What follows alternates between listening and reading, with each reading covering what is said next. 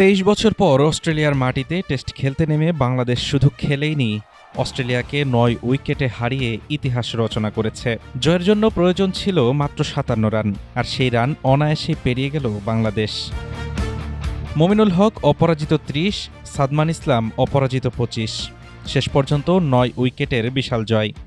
কিন্তু এই জয়টা শুধু একটা ম্যাচের জয় নয়, এটা দীর্ঘদিনের অবজ্ঞার জবাব। একসময় বাংলাদেশকে নিয়ে প্রশ্ন উঠত, এই দল আদৌ টেস্ট ক্রিকেটের যোগ্য কিনা। বড় দলগুলোর বিপক্ষে বাংলাদেশের জয়কে ভাবা হতো অঘটন। বাংলাদেশের সঙ্গে খেলা বড় দলগুলোর জন্য কতটা লাভজনক সেটাও ছিল প্রশ্নের বিষয়। আর অস্ট্রেলিয়ার মাটিতে তো বাংলাদেশকে দেখাই যায়নি। ২৩ বছর ২০০৩ সালে প্রথমবার অস্ট্রেলিয়ার মাটিতে টেস্ট খেলেছিল বাংলাদেশ। তারপর কেটে গেছে ২ যুগেরও বেশি সময়। অস্ট্রেলিয়ার মাটিতে আর কোনো টেস্ট খেলার সুযোগই আসেনি বাংলাদেশের। কিন্তু ২৩ বছর পর যখন সুযোগটা এলো, বাংলাদেশ দেখিয়ে দিল এই অপেক্ষা বৃথা যায়নি। ডারউইন টেস্টের প্রথম ইনিংসেই ১৯৮ রানে অস্ট্রেলিয়াকে গুটিয়ে দেয় বাংলাদেশ।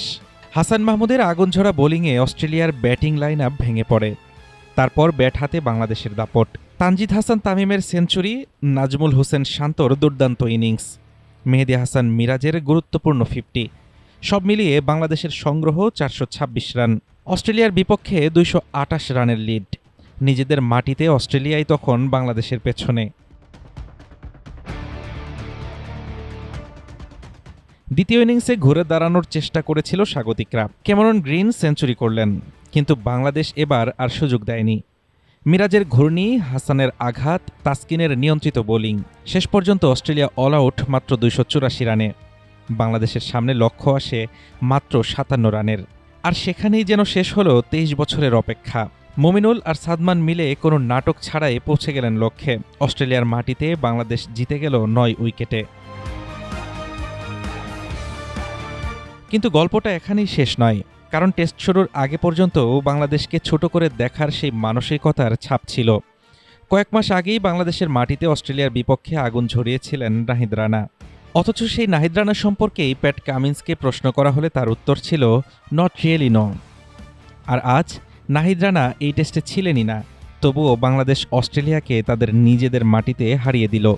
কারণ বাংলাদেশ এখন আর কোনো একজন ক্রিকেটারের দল নয়। একজনকে চিনবেন না, তাহলে পুরো দলটাকেই চিনতে হবে। হাসান মাহমুদকে চিনতে হবে, মিরাজকে চিনতে হবে, তানজিদকে চিনতে হবে, শান্তকে চিনতে হবে, মমিনুল সাদমানদের চিনতে হবে। কারণ ডারউইন আজ একটা বিষয় পরিষ্কার করে দিয়েছে, বাংলাদেশকে আর ছোট করে দেখার সুযোগ নেই। যে দলের সঙ্গে খেলাকে এক সময় সময়ের অপচয় ভাবা হতো, আজ সেই দলই অস্ট্রেলিয়ার মাটিতে অস্ট্রেলিয়াকে হারিয়ে দিয়েছে। ২৩ বছর পর ফিরে এসে বাংলাদেশ শুধু একটা টেস্ট জেতেনি, বদলে দিয়েছে নিজেদের পরিচয়।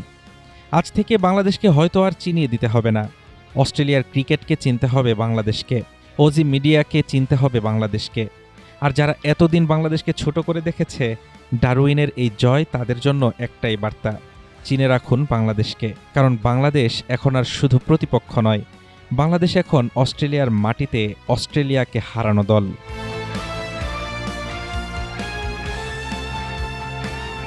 হাফিজুর রহমান তুষার, ঢাকা টুডে।